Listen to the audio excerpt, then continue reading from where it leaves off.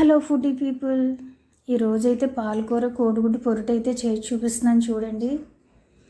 First అయితే నేను ఒక ఉల్లిపాయ 3 పచ్చిమిరకాయలు తీసుకున్నాను. వాటిని చిన్నగా కట్ చేసుకుని ఒక బాండీ పెట్టుకుని అందులో ఆయిల్ వేసుకుని ఈ ఉల్లిపాయలు పచ్చిమిరకాయలు అయితే వేయించుకోవాలి. వేయించుకున్న తర్వాత కొంచెం వేగిన తర్వాత పాలకూర అయితే అందులో వేసేయాలి. వేసిన తర్వాత కొంచెం కలుపుకుని మూత పెట్టేసుకోవాలి. ఎందుకంటే వాటర్ వస్తుంది కదా, ఆకుకూరకి ఎలాగన్నా వాటర్ వస్తుంది కాబట్టి మూత పెట్టుకుని ఒకే 2 నిమిషాలు ఆగి మళ్ళీ తీసుకోవాలి. తీసేసిన తర్వాత అప్పుడే ఉప్పు, పసుపు, కారం అయితే వేసుకోవాలి.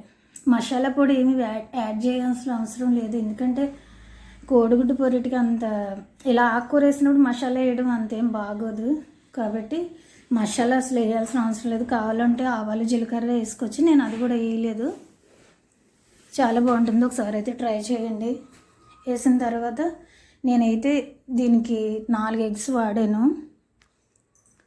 4 ఎగ్స్ ఎందుకంటే 4 కట్టలు తీసుకున్నాను కాబట్టి 4 ఎగ్స్ వాడాను. 5, 6 కూడా వాడచ్చు, కాకపోతే సరిపోతుంది. మరీ ఎక్కువ వేసినా కోడిగుడ్డు పొరుట్లాగే ఉంటుంది, మళ్ళీ ఆకుకూర కనిపించదు కాబట్టి. ఇవన్నీ ఉప్పు, కారం అన్నీ వేసిన తర్వాత మళ్ళీ ఒకసారి మూత పెట్టుకుంటే ఇంకా చాలా వాటర్ వస్తుంది. ఎందుకంటే ఉప్పు వేసాం కదా, ఇంకా ఎక్కువ వాటర్ వస్తుంది. ఒకసారి హైలో పెట్టేసుకుని బాగా కలిపేసేయండి, తొందరగా వాటర్ పోతుంది. మళ్ళీ సిమ్లో పెడితే మరీ మెత్తగా అయిపోతుంది పాలకూర కాబట్టి 4 ఎగ్స్ వేసేసిన తర్వాత మళ్ళీ ఒకసారి మూత పెట్టుకోవాలి. మూత పెట్టిన తర్వాత మళ్ళీ వేయించుకోవాలి.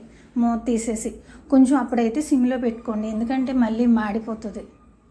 సిమ్లో పెట్టుకుంటూ కొంచెం వేయించుకుంటే కొంచెం వాటర్ వస్తూనే ఉంటుంది. ఎందుకంటే ఆకుకూర కదా, ఎంత కలిపినా వాటర్ వస్తుంది కాబట్టి కొంచెం సిమ్లో పెట్టుకుని వేయించుకుంటూ ఉంటుంటే లాస్ట్కి పొడి పొడిలాడుతూ వచ్చేస్తుంది. చాలా అంటే చాలా బాగుంటుంది. ఒకసారి ఎవరైనా కానీ ట్రై చేయండి.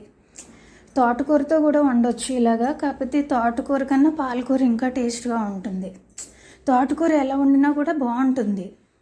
పాలకూర అంటే ఉట్టి పాలకూర తినలేం కదా, టమాటా వేసినా కూడా అంత ఏమో నాకైతే అంత మంచిది అనిపించదు.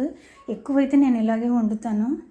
పాలకూరలో కోడిగుడ్డుకు బదులు పాలు కూడా పోసుకోవచ్చు.